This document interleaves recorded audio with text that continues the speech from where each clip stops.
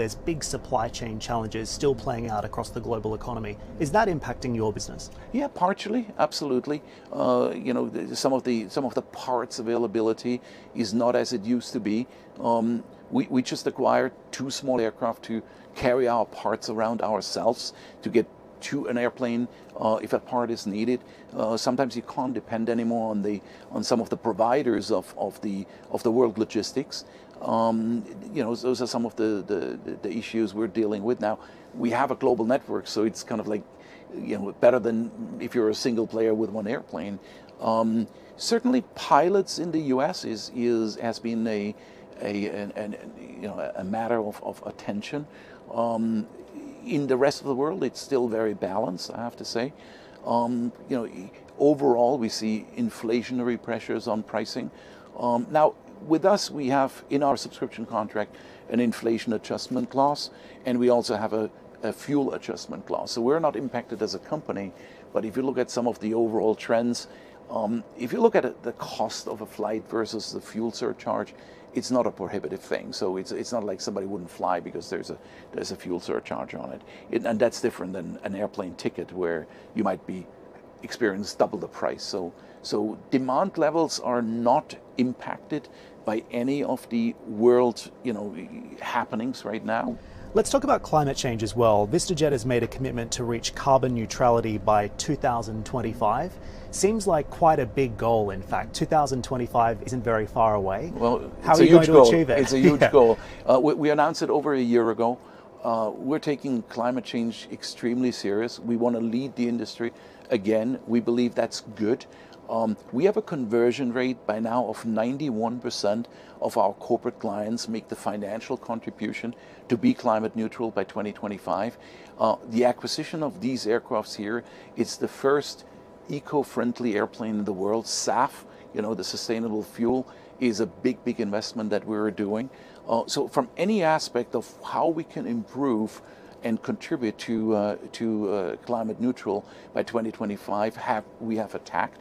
There's a whole list of actions on our website for people who are more interested.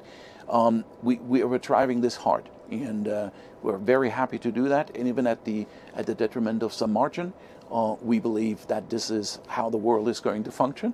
By 2025 is another 3 years away. And we're on track on achieving that. Because the skeptics might say, okay, hang on, you have all of these very wealthy individuals flying private all the time. This was a big issue at Davos, for example, a couple of years ago when you have private jets, and even here in Dubai, private jets filling up airports. Is flying private really that sustainable and really that environmentally friendly versus flying on a large international carrier? Well, in general, think about this. First of all, we're flying small airplanes to locations that people still need to get to. So is it really the right thing to use a 737 or A320 with a 20% load factor to fly what I call a third-tier city? The answer is no. You use a small jet like this because people still need to get there, and that is a much lower carbon footprint than a large airplane. Second, I believe that the investment into the latest technology airplanes is a big contributor to have a lower carbon footprint.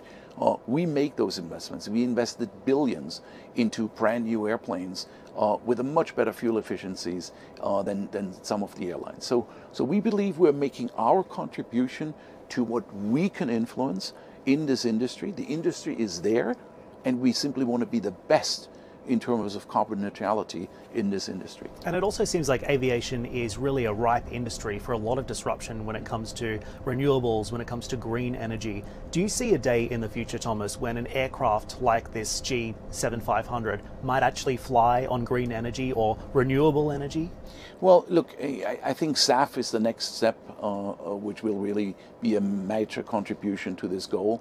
I think we're many years, if not decades, away from an electric airplane. The weight and the aerodynamics just don't work out. We are talking to the manufacturers about that because we want to understand of what their thinking is.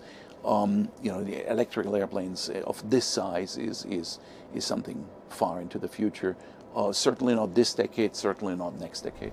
But do you see an electric future sometime between now and whenever? I would be speculating, which I hate to do, but I personally don't see it before the 40s and 50s.